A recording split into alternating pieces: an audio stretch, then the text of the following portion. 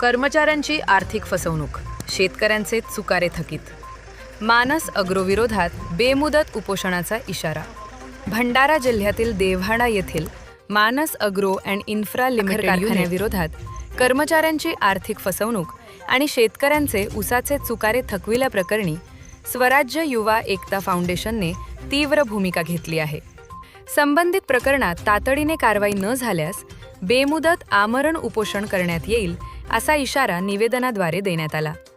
फाउंडेशनचे अध्यक्ष अमित मेश्राम यांनी मुख्यमंत्री देवेंद्र फडणवीस, केंद्रीय मंत्री नितीन गडकरी, साखर आयुक्त डॉक्टर संजय कोलते, जिल्हाधिकारी सावंत कुमार तसेच कारखान्याचे व्यवस्थापक रविशंकर बोरकर यांना निवेदन पाठवले आहे. मोहोळ तालुक्यामध्ये एक मानस ॲग्रो माननीय गडकरी साहेब यांच्या कारखाना आहे, साखर कारखाना, आणि क्षेत्रातील मोठ्या प्रमाणे शेतकरी येथे ऊस आपला आणून या ठिकाणी देत असतात. परंतु फेब्रुवारीपासून येथील चुकारे शेतकऱ्यांना मिळाले नाही अशी तक्रार शेतकऱ्यांनी केली आहे.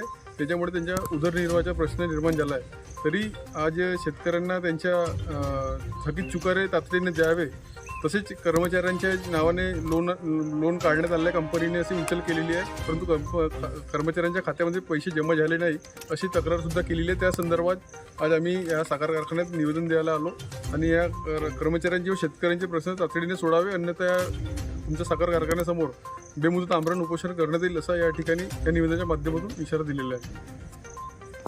आपल्या परिसरातील अशाच ताज्या व महत्त्वाच्या बातम्यांचा आढावा घेत राहण्याकरिता लोकराज्याचा YouTube चॅनलला आत्ताच सबस्क्राईब करा.